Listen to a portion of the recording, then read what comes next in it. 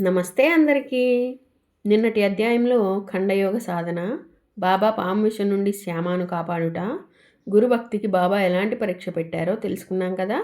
ఈ అధ్యాయంలో రాముణ్ణి దేవుడిగా మార్చిన సత్యవాక్కు, ధర్మం యొక్క గొప్పతనం గురించి తెలుసుకుందాం.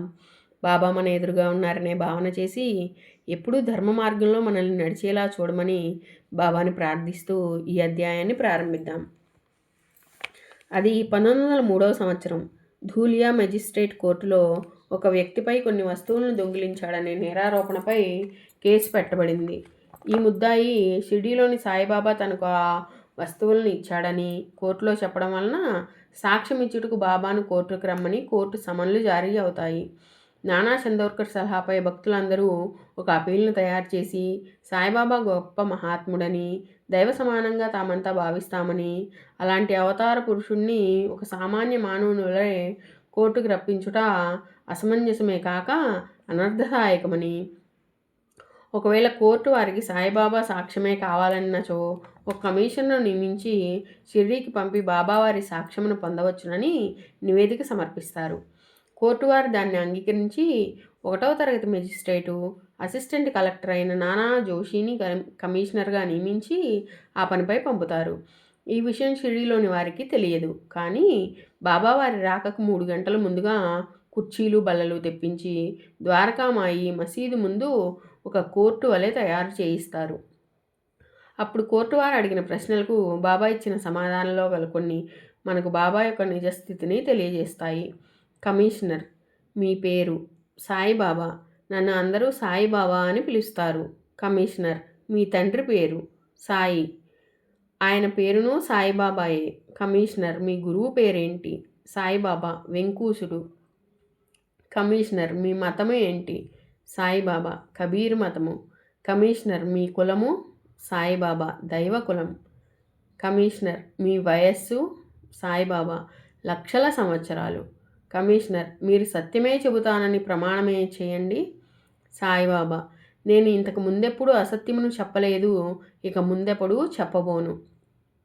కమిషనర్: ముద్దాయిని మీరెరుగుదురా? సాయి: నాకు తెలియని వారెవ్వరూ లేరు.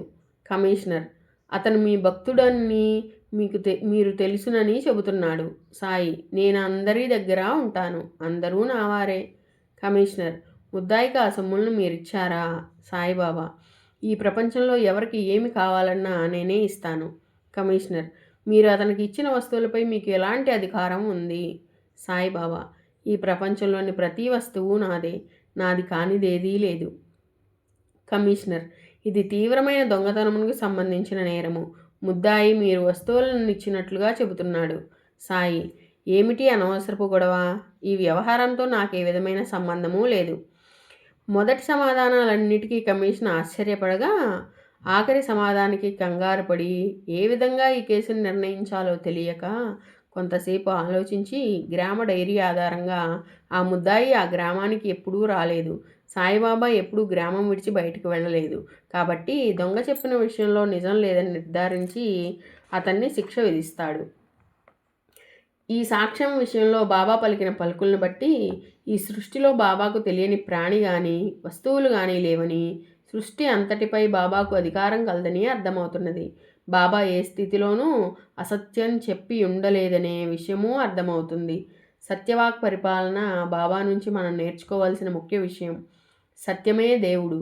రామాయణ గాథలో సాధారణ రాజైన రాముని దేవుడిగా మార్చినది సత్యవాక్కే. అందువలనే సత్యం వద, ధర్మం చర అనే వేదవాక్కులు వెలిశాయి. నందాదీపం గురించి తెలుసుకుందాం. లెండిబాగ్లో ఈశాన్యం వైపుగా బాబా నందాదీపం అనే దీపాన్ని ప్రమిదల్లో నూనె పోసి వెలిగిస్తూ ఉండేవారు. దీన్ని బాబా 1890లో ప్రారంభించారు. భూమిలో చిన్న గుట్టలాంటి భాగాన్ని తయారు చేసి అందులో దీపాన్ని వెలిగించి బుట్టను కప్పి ఉంచేవారు. కాలక్రమేణా ఆనాటి నందాదీపాన్ని అలాగే వెలిగిస్తూ దానికి అటు ఇటు ఒక వేప చెట్టును, రావి చెట్టును పెంచారు. ఈనాటికి భక్తులు ఆ 2 చెట్లను చుట్టి నందాదీపానికి ప్రదక్షిణలు చేస్తూ ఉంటారు. దీని చుట్టూ ప్రదక్షిణ చేసే భార్యాభర్తలు ఎలాంటి అరమరికలు, కొట్లాటలు లేని దాంపత్య జీవితాన్ని అనుభవించేటట్లుగా సాయి ఆశీర్వదిస్తారని చాలామంది విశ్వాసం. నానా చందోర్కర్ షిరిడీకి ఎలా వచ్చారో తెలుసుకుందాం. 1892వ సంవత్సరం గ్రామం వదిలి వెళ్ళేటప్పుడు అందరూ విధిగా బాబా వద్దకు వచ్చి పాదాలకు మొక్కి అనుమతి తీసుకొని మరీ వెళ్ళేవారు. అదేవిధంగా గ్రామ మున్సిబు అప్ప ఒకనాడు బాబాకు నమస్కరించి కోపర్గాంలో డిప్యూటీ కలెక్టర్గా క్యాంపు చేసి జమాబందీ జరుపుతున్నాడని వెళ్ళడానికి అనుమతినిమ్మని ప్రార్థించగా బాబా డిప్యూటీ కలెక్టర్ నానా సాహెబ్ చందోర్కర్ను తాను రమ్మన్నానని చెప్పినట్లుగా చెప్పమని చెబుతారు. కుగ్రామమైన షిరిడీలో గల ఈ ఫకీరుడు ఎక్కడా, డిప్యూటీ కలెక్టర్ ఎక్కడా అని ఆశ్చర్యపోతాడు అప్ప. భయంగానే అప్ప ఆ వార్త అందిస్తాడు జమాబందీలో. మొదటి 2-3 సార్లు నానా చందోర్కర్ పిచ్చి ఫకీరుని చూసేదేమిట్లే అని నిరాకరించినా కొంతకాలం తర్వాత ఒకనాడు షిరిడీ వస్తాడు. మొదటి పరిచయంలోనే తనకు జన్మజన్మల నుంచి బాబాతో వస్తున్న సంబంధాన్ని గ్రహించి ఆనందాన్ని, విశ్వాసాన్ని పొందుతాడు. అలా ప్రారంభమైన తొలి పరిచయం అభివృద్ధి చెంది తాను స్వయంగా అనుభవించిన అనేక సాయి లీలలు, మహిమలు చూసి బాబా సాక్షాత్తు పరబ్రహ్మ స్వరూపుడని నిర్ణయించుకుంటాడు. గణపతిరావు సహస్రబుద్ధే అన్నతడు నానా చందోర్కర్ దగ్గర కాపలా ఉండే పోలీసు హవాల్దారు. అతనికి ఇష్టం లేకపోయినా బలవంతంగా 1893లో నానాతో పాటుగా బాబా దగ్గరకు తీసుకువస్తాడు.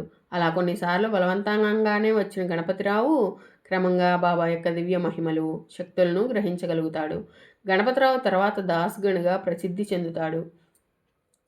నానా చందోర్కర్ షిరిడీ రావడానికి పూర్వం జరిగిన బాబా లీలలో ఎక్కువగా ఎక్కడా గ్రంథస్థం కాలేదు. కానీ ఆ లోటును గమనించిన చందోర్కర్ బాబాతో సన్నిహితులుగా ఉండే భక్తులందరికీ తాను స్వయంగా డైరీలు ఇచ్చి మీరు ఎప్పుడు ఏం విషయం బాబా వద్ద గమనించినా వెంటనే డైరీలో రాయమని చెప్పేవాడు. అలా ఆనాడు ఆయన చేసిన ప్రయత్నమే ఈనాడు మనకు గల బాబా చరిత్ర. హేమాద్రి పండిత్ రాసిన జీవిత చరిత్రకు కూడా ముఖ్యమైన కొన్ని ఆధారాలు ఈ డైరీలే. బాబాకు జరగవలసిన నిత్య కార్యక్రమాలు, పూజలు, ఆరతులు కూడా నియమబద్ధం చేసింది ఈ నానా చందోర్కరే. ఈయన కూడా బాబా గురించి ఎక్కువగా ఉపన్యాసాలు ఇస్తూ ప్రజలను బాబా లీలలో తెలియపరుస్తూ ఉండేవాడు.